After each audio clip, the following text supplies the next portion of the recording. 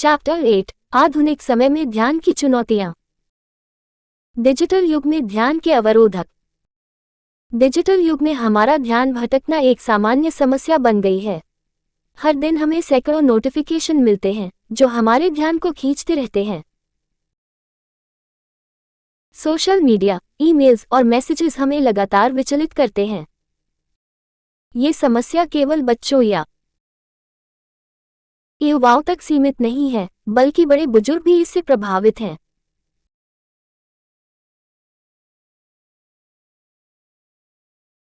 जब हम बार बार अपने फोन या कंप्यूटर की ओर देखते हैं, तो हमारा मस्तिष्क उत्तेजित हो जाता है और हम किसी एक कार्य पर ध्यान केंद्रित नहीं कर पाते। अनुसंधान बताते हैं कि बार बार नोटिफिकेशन चेक करने से हमारी उत्पादकता में 40% की कमी होती है। यह एक गंभीर समस्या है जिसे नजरअंदाज नहीं किया जा सकता। अगर हम इस समस्या का समाधान नहीं करते, तो हमारे मानसिक स्वास्थ्य पर भी इसका नकारात्मक प्रभाव पड़ सकता है। सोचिए, अगर आप हर नोटिफिकेशन को अनदेखा कर सकते हैं और अपने महत्वपूर्ण कार्यों पर ध्यान केंद्रित कर सकते हैं, तो आपकी उत्पादकता कितनी बढ़ जाएगी।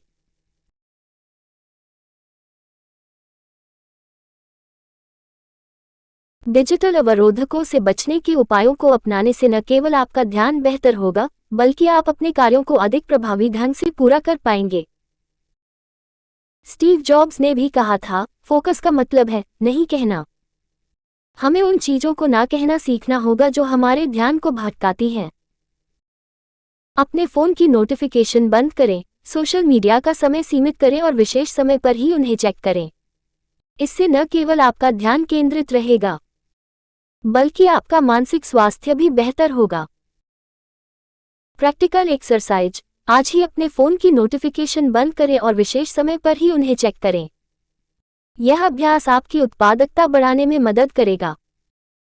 चिंतन का प्रश्न, क्या आप अपने जीवन में डिजिटल अवरोधकों को पहचान सकते हैं और उनसे बचने के उपाय अपना सकते हैं? मल्टीटास्किंग का प्रभाव।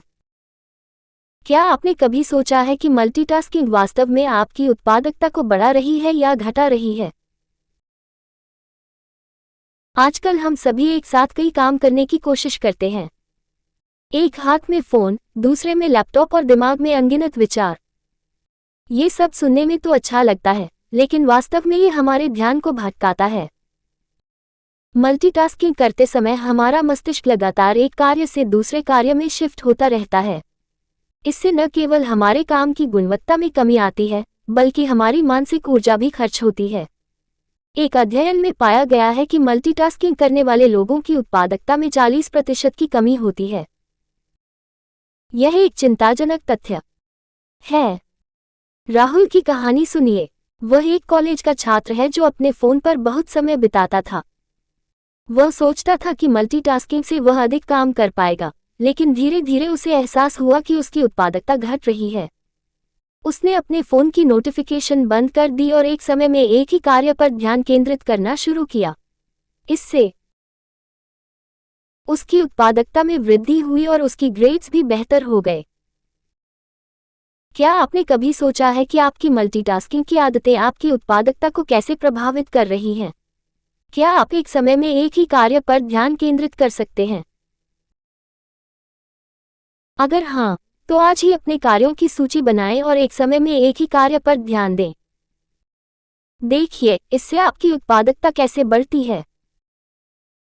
Practical exercise. आज ही एक समय में एक ही कार्य पर ध्यान केंद्रित करने की कोशिश करें।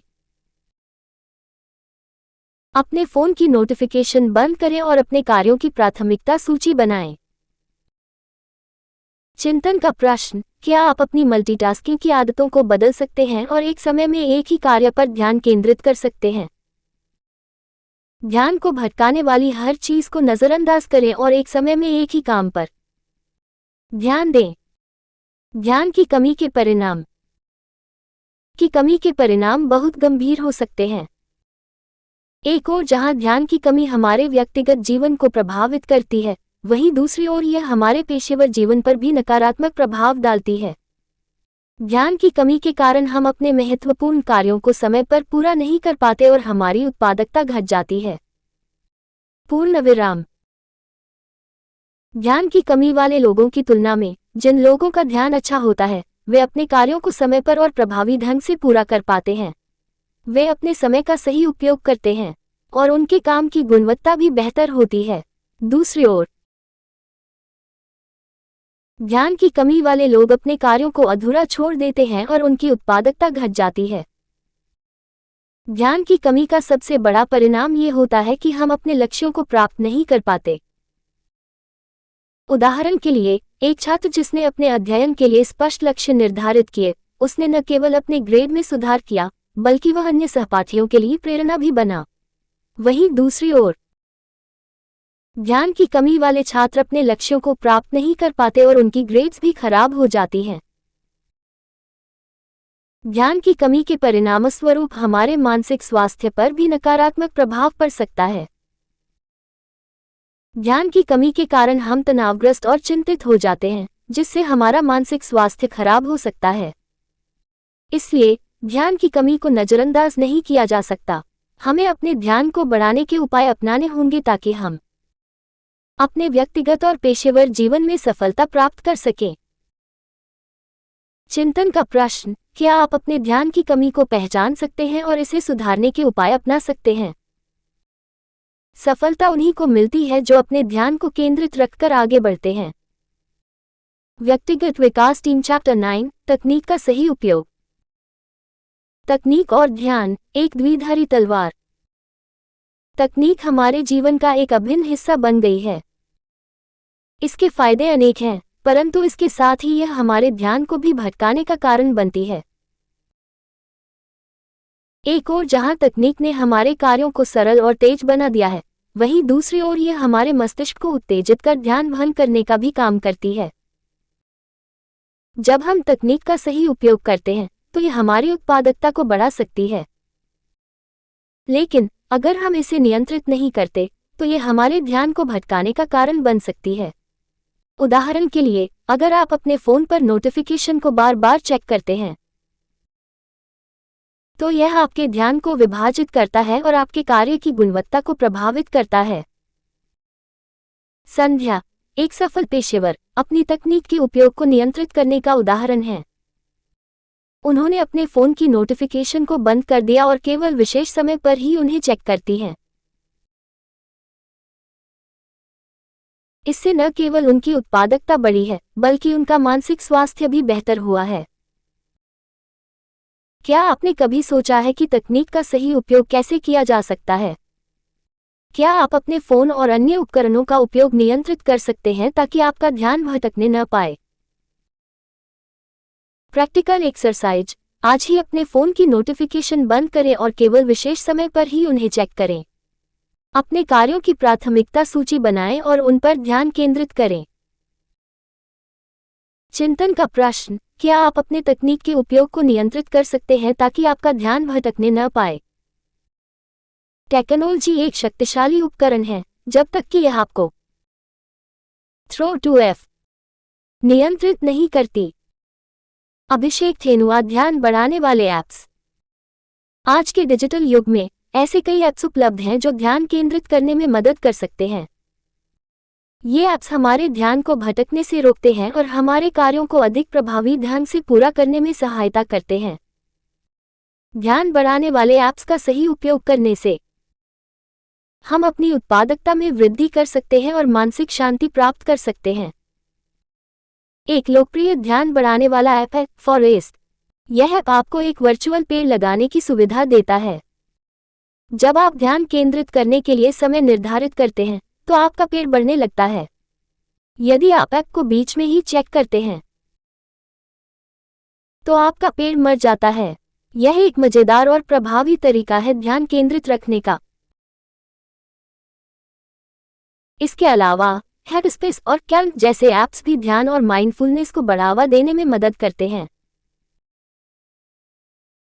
राधा, एक व्यस्त पेशेवर, ने अपने ध्यान को बढ़ाने के लिए फॉरेस्ट ऐप का उपयोग करना शुरू किया। उसने पाया कि जब वह इस ऐप का उपयोग करती है तो उसका ध्यान अधिक केंद्रित रहता है और उसकी उत्पादकता में वृद्धि होती है। क्या आपने कभी ध्यान बढ़ाने वाले ऐप्स का उपयोग किया है? यदि नहीं, तो क्यों न आज ही इन ऐप्स को आजमाएं और देखें कि वे आपके ध्यान को कैसे बढ़ा सकते हैं। Practical exercise. आज ही एक ध्यान बढ़ाने वाला ऐप डाउनलोड करें और उसका उपयोग करना शुरू करें। अपने ध्यान को बढ़ाने के लिए इसे नियमित रूप से उपयोग करें।